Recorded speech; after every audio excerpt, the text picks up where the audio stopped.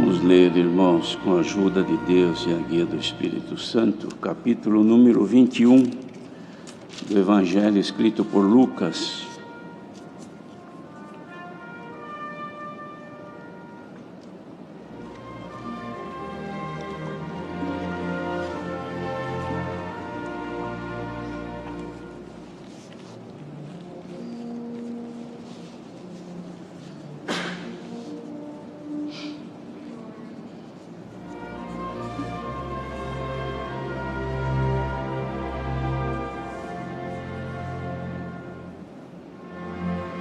Vamos iniciar a partir do versículo 20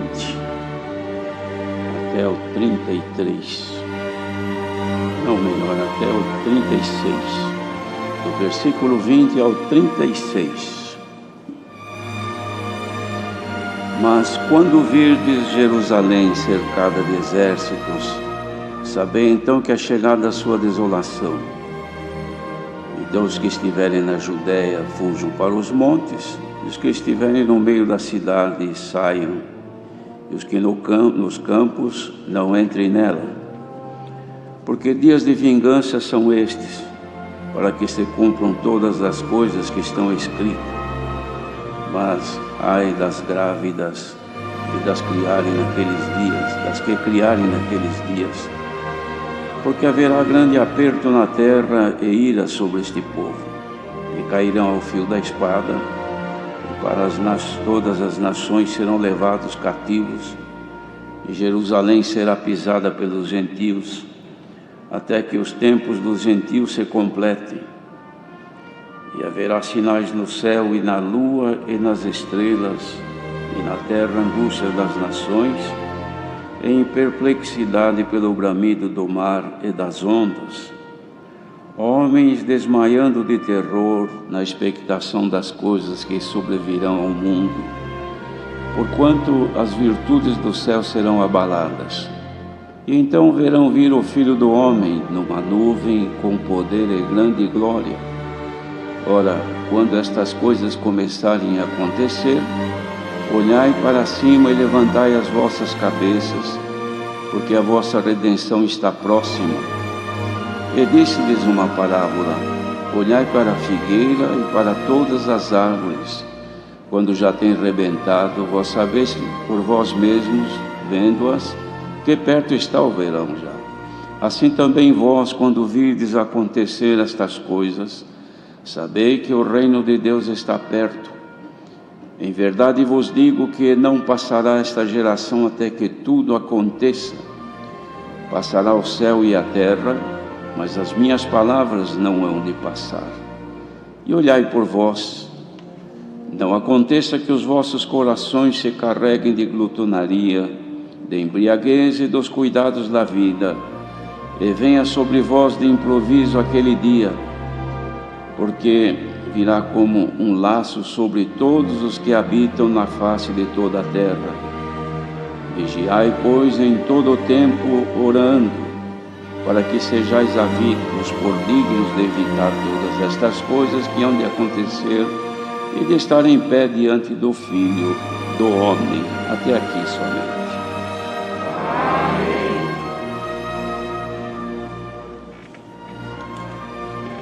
Queridos irmãos,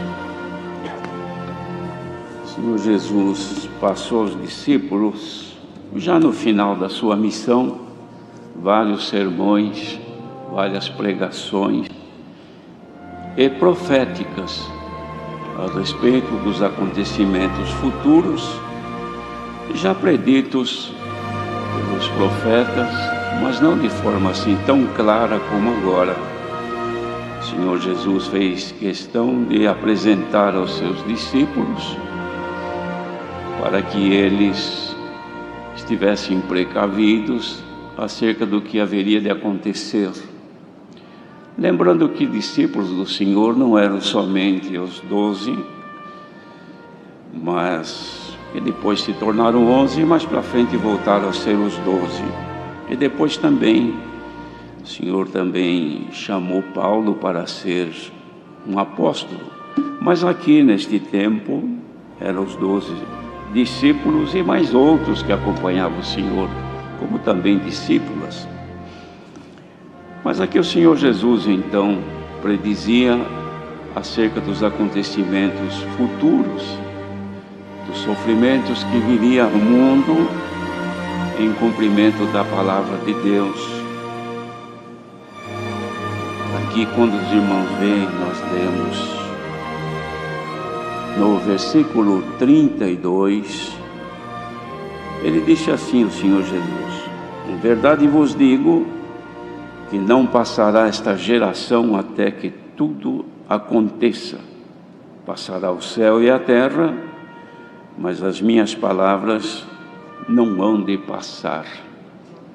Esta geração aqui, irmãos, não era a geração humana, que sempre tem sido em torno de 25 ou 30 anos, é mais ou menos uma geração de um casal. Mas não era essa geração que ele falava. Ele falava da geração eleita, do povo adquirido, que nele Deus estava formando. Então era uma nova geração, que não era a geração de 25 ou 30 anos, mas era uma geração por um tempo que somente Deus é quem tem consigo a contagem deste tempo. E esta geração é uma geração espiritual, não é terrena, não é carnal. Então não passará, porque esta é a última geração. Não haverá uma nova geração depois desta, ou seja, a única, que é a geração em Cristo Jesus, o Filho de Deus. Ele dizia que passaria o céu e a terra. Então os irmãos imaginam, os céus e a terra que nós conhecemos, o que os nossos olhos contemplam, eles têm uma duração que ninguém sabe ao certo, se são milhares, se são milhões de anos, somente Deus conhece. Mas isso vai passar, vai chegar o tempo de ser acabado tudo isso, como o Senhor já deu, mesmo a Pedro, apóstolo, de falar que os céus que agora nós vemos e a terra se desfará pelo fogo. De modo que o Senhor então dizia que esta geração de filhos de Deus haveria de passar então por tudo isto. Ele começou, irmãos, antes de que nós lemos em parágrafo anterior, falava do início dessas dores, destes sofrimentos, que isso aí já vem acontecendo ao longo dos séculos, depois que o Senhor Jesus cumpriu a sua missão designada pelo Pai. Mas agora então ele falava de uma grande tribulação que viria ao mundo, cuja tribulação, irmãos, parte Israel mesmo já passou, melhor, os judeus passaram. Os judeus sofreram isso que fala aqui, irmãos, e são dias de vingança para cumprir as coisas que já estávamos preditas. De modo que isso aqui aconteceu, Jerusalém foi destruída, cumpriu-se, mas também há ainda coisas para serem cumpridas durante a existência da humanidade, até que se cumpra a volta do Senhor Jesus. Então depois ele fala aqui da sua volta, predita também que haverá de acontecer. Mas até que isto ocorra, sinais nos céus acontecerão no sol, na lua, nas estrelas. A terra passará por muitas situações de grandes angústias.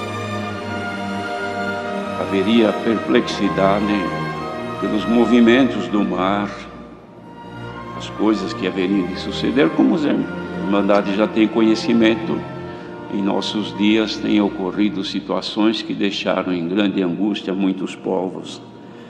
Mas tudo isso aí, irmãos, eram situações que haveriam de acontecer e outras que ainda seguirão acontecendo. E tudo isso ele deixou escrito para que haja uma consideração, houvesse uma consideração dos chamados nesta graça, que para tanto então ele fez uma exortação sobre a vigilância, ou seja, a expectativa das pessoas chamadas nesse caminho, que deveriam de ter para não ser tomado de surpresa quando chegar o tempo da volta do Senhor Jesus.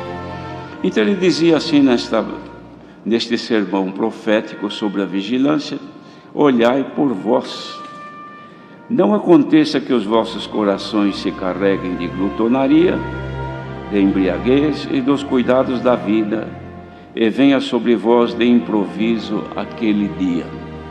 Lembrando que aquele dia, irmãos, não é somente o dia da volta do Senhor Jesus de forma coletiva, não é só isso, porque se fosse só isso, seria somente para os que estivessem naquele tempo, que só Deus é que sabe quando será, mas também quando o Senhor aparecer na vida de cada um. Então é todo nosso dever a vigilância, estarmos atentos, não haver sobrecarga em nenhum de nós, irmãos, dos cuidados da vida, dos prazeres desta vida, de tudo aquilo que faz com que as pessoas empreguem o seu tempo de vida usando em coisas banais deste mundo e esquecendo-se de servir ao Senhor, como nós cantamos agora este último hino, irmãos, que o Senhor nos chamou e nos está fazendo de nós vasos para a honra do seu santo nome. De modo que esse trabalho de Deus na nossa vida não pode terminar. O Senhor começou um trabalho na vida espiritual de cada um de nós e Ele vai levar isso a efeito, desde que nós permitamos que Ele trabalhe em nossa vida. Mas se nós nos sobrecarregarmos dos cuidados da vida e das coisas que tem para nos distrair neste mundo, certamente que o trabalho de Deus fica em vão. Como é que Ele vai fazer de nós um vaso para a honra do seu santo nome, se nós não lhe dermos condições de trabalhar em nós? De modo que o que o Senhor deu de cantar este último hino, e agora o Senhor manda a sua palavra para que tenhamos, irmãos, esta vigilância. Ninguém pense que vai viver para sempre aqui, porque o nosso tempo é muito curto. A nossa passagem aqui, irmãos, é como uma história de curta duração. Não dá tempo de muita coisa, nós envelhecemos rápido e nós chegamos ao fim também com uma velocidade que ninguém pode imaginar. Quando percebe, o fim chegou. E o Senhor nos chamou, irmãos, para levar a sua glória. O objetivo, a finalidade da graça não é outro senão o Senhor fazer de nós um vaso para a honra e glória do seu nome. Se isto não for possível ser feito, então perdemos o nosso objetivo de servir a Deus ou de herdar o que Ele tem prometido em nossa vida, que é a nossa salvação. Por isso, irmãos, que o Senhor tem sempre mandado a sua palavra. Ele nos tem feito conhecer que temos com o Senhor um compromisso. Ninguém foi chamado a esta graça para estarmos, não, agora eu estou na mão de Deus e o Senhor vai me levar, eu sei que eu sou predestinado e que eu tenho direito à salvação, e o Senhor vai me levar, e o Senhor é bom, a sua misericórdia dura para sempre, mas eu não dou condição da misericórdia de Deus trabalhar em minha vida, de modo que então não aparece a obra de Deus em nós, e nós ficamos, irmãos, no caminho certo, mas sem caminhar. E o Senhor manda a sua palavra que é para ninguém parar, ninguém desanimar, ninguém vir a menos nesta bendita graça. Vigiai, pois, em todo o tempo orando, para que sejais havidos por dignos de evitar todas estas coisas que hão de acontecer. Irmãos, o Senhor estava falando isso que vai acontecer. Estas coisas haverão de acontecer no mundo, e vocês precisam estar em pé para a volta do Filho de Deus. Irmãos, estar em pé não é estar em pé fisicamente, Porque se fosse estar em pé fisicamente, a maioria das pessoas que morrem, morre deitado, morre caída, não é? Mas não é isso, irmão, não é estar em pé fisicamente, é estar em pé na graça do Filho de Deus. Quantas coisas que sucedem para nos derrubar da nossa posição diante de Deus, fazer-nos cair. Não é cair da graça, não é cair e perder a graça somente, não é só isso. Isso é uma queda fatal, mas tem coisas que nos fazem cair. Diz assim, está escrito na palavra: o justo cairá 7 vezes, e 7 vezes o Senhor o levantará. Ora, como é que o Senhor levanta o justo? O justo caiu, o Senhor vai lá e levanta? Não é assim. O Senhor levanta o justo que se humilhar perante o Senhor e reconhecer o seu estado naquele momento. Por quê? Porque não é para estar caído. O justo precisa estar em pé. Então o justo cai 7 vezes. Como? Cai numa fraqueza, cai num delito que ele comete de forma inesperada, colhido por um momento que ele não imaginava, e o tentador aproveitou e o empurrou, ele tropeçou e caiu.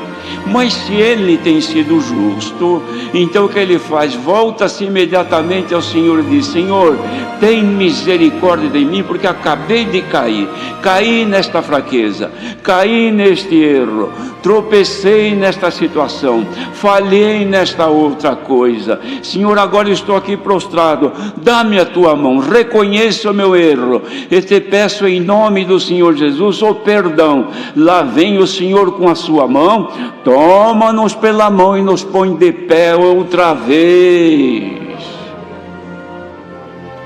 Então não é estar de pé fisicamente, é estar de pé diante do Filho de Deus. E agora, diante desta bendita palavra, irmãos, por que dizemos bendita palavra? Porque ela está falando da maior bênção que tem. Se o Senhor estivesse falando de uma bênção terrena, de algum atendimento, bendita a palavra também.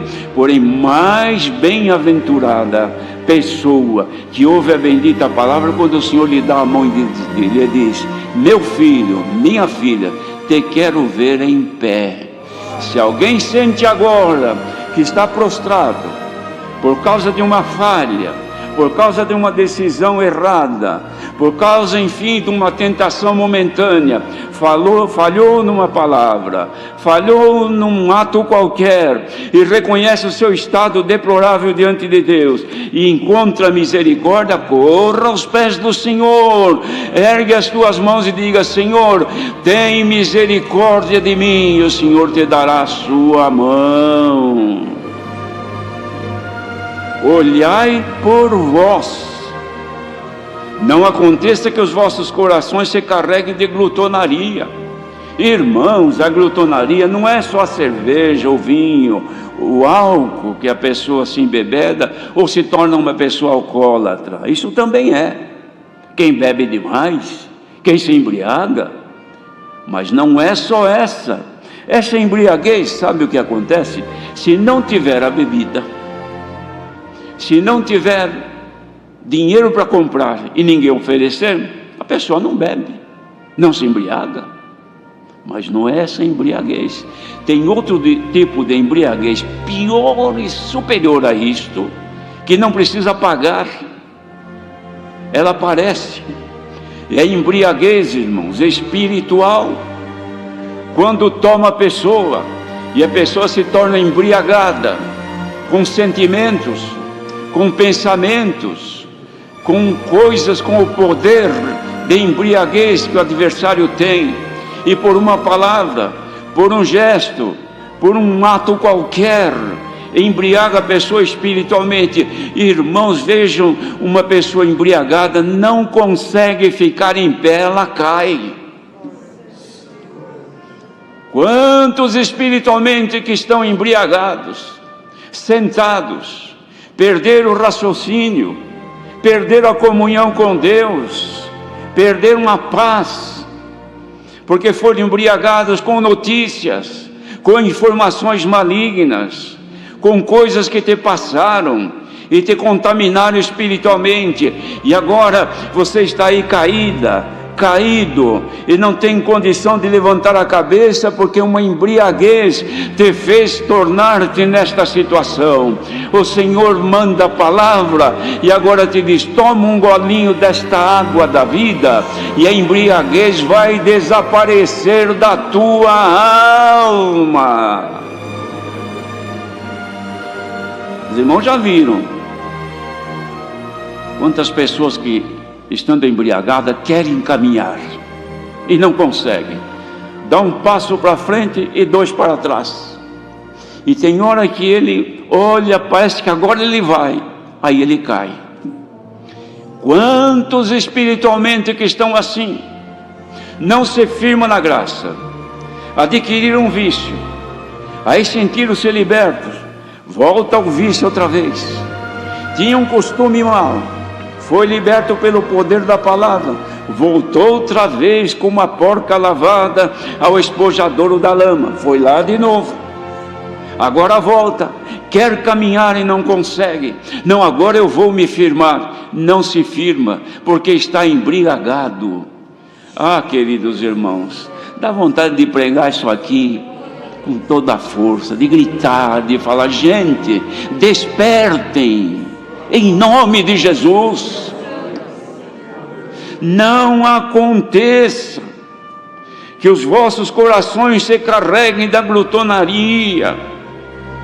Tem glutonaria de todo tempo, glutonaria doutrinária, pregações anticristãs que anulam o sacrifício do Filho de Deus, que fazem com que volte a querer cumprir, como aconteceu nos dias dos apóstolos, que voltavam a estar submissa à lei outra vez, anulando o sacrifício de Jesus, voltando e forçando o povo a cumprir o que Moisés havia dito para o povo de Israel. Israel não conseguiu, e agora então muitos, na graça do Filho de Deus, traziam, judaizando alguns que o Senhor havia liberto do peso da lei, e traziam de volta: se você não circuncidar, você não será salvo, se você não guardar o sábado, o Senhor não te aceita, se você isto, se você aquilo. Disse Paulo aos Gálatas: da graça tendes caído, vós os que estáis metendo-se outra vez debaixo do peso da lei. Isto traz uma glutonaria, uma bebedeira. Irmãos, nos nossos dias já existem reuniões clandestinas que fazem por aí prego. Não vão procurar os que não conhecem a Cristo, vão procurar aqueles que estão salvos, aqueles que estão na graça, para embriagá-los. Quantos que estão ouvindo esta palavra estão embriagados com estas pregações, que nos dias dos apóstolos eles lutaram tanto e falaram abertamente contra esta prática, e no entanto hoje vem trazendo para um, para outro, e a pessoa ouve, se torna embriagada, fica prostrada. Em nome do Senhor Jesus, haja um despertamento a quem ouve esta palavra. Não nos metamos mais sob jugo de nada, o nosso jugo vem de Cristo, o Filho de Deus. Ai, irmãos, dói o coração, porque sabemos que existe isso, mas não é só isso. E quantas outras coisas que apregou?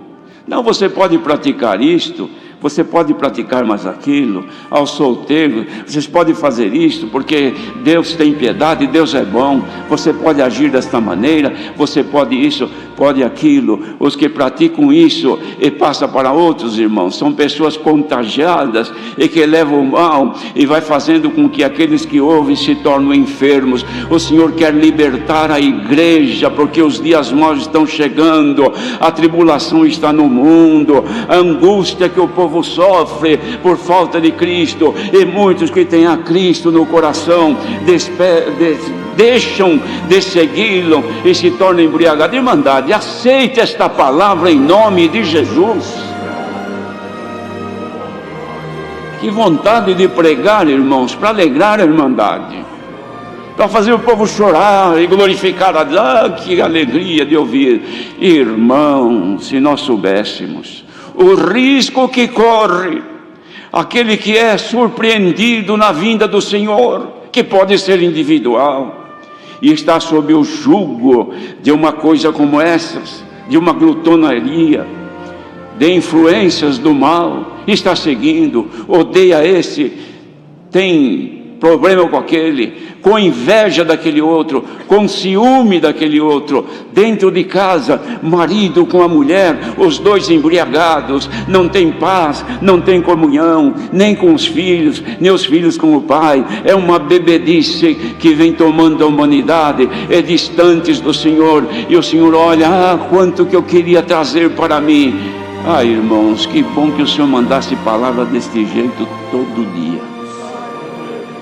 porque pelo menos algum ia se despertar, pelo menos algum iria ouvir e dizer, meu Deus, a embriaguez está em casa, eu não converso com a minha esposa, eu durmo na sala, ela dorme no quarto, nós não nos assentamos à mesma mesa, primeiro um come, depois levanta, outro vai lá e come, estamos separados, não saúdam com a paz de Deus. Está cheio de lares assim, irmãos, filhos que não têm mais amizade com os pais, pais que convidam os filhos para que saiam de casa, não o aceitam mais em casa. Por quê? Porque estão embriagados, irmãos. Quem se sentir embriagado nesta noite, não por bebida, por algum líquido, por alguma bebida que deve ter tomado, mas não é isto, mas embriagado no Espírito, está aqui a palavra da misericórdia de Deus, porque virá este dia como um laço sobre todos os que habitam na face de toda a terra. Vigiai, pois, em todo o tempo, orando.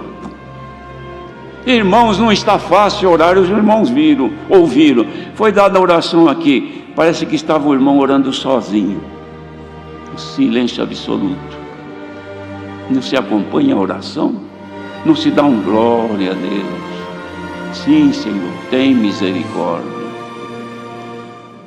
que Deus tenha piedade de todos nós, que nasça o desejo de orar. Foi pedido aqui orar pelas nações, pelo povo que está sofrendo, nossos irmãos, e também os que não são, que são pessoas que Deus que tenha piedade de todos.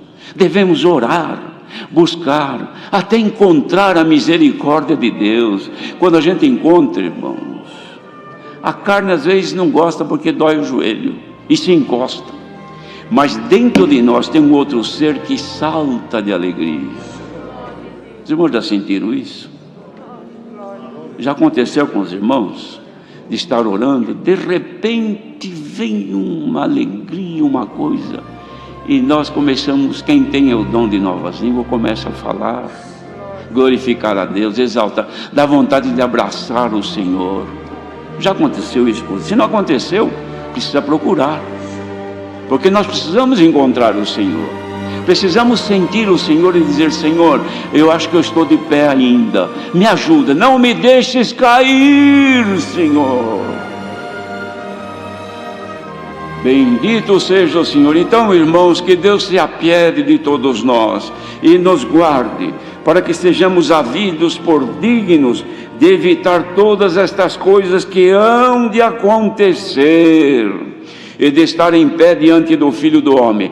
Povo que ouve esta palavra agora, se estivermos todos em pé diante de Deus, saibamos de uma coisa: há em nós a certeza de que a hora que o Senhor vier, nós correremos a encontrá-lo, queridos irmãos. Que não aconteça a hora que o Senhor vier, está lá o irmão caído numa maldade, caído num sentimento, caído numa paixão terrena, mas que agora estejamos de pé e possamos dizer: Senhor, eis-me aqui. Dá para dizer, irmãos, que ouve esta palavra? Eis-me aqui, Senhor, trabalha na minha vida, eu quero ser um vaso para a honra e glória do teu santo nome. Bendito seja o Senhor. Irmãos, que Deus nos guarde e que fale conosco deste jeito, porque quando o Senhor fala desta maneira, algum despertamento deve acontecer, não é, irmãos? Mesmo aqui nesse pequeno grupo, se alguém está um pouquinho mais prostrado do que de pé, levanta-te agora em nome do Senhor Jesus e diga: Senhor, me ajude, eu não quero cair nem em fraqueza, nem cair na tentação, e nem cair também em alguma bebedice espiritual que me leve a prostrar-me, mas eu quero estar em pé para sentir a volta do teu Santo Filho. Deus seja louvado.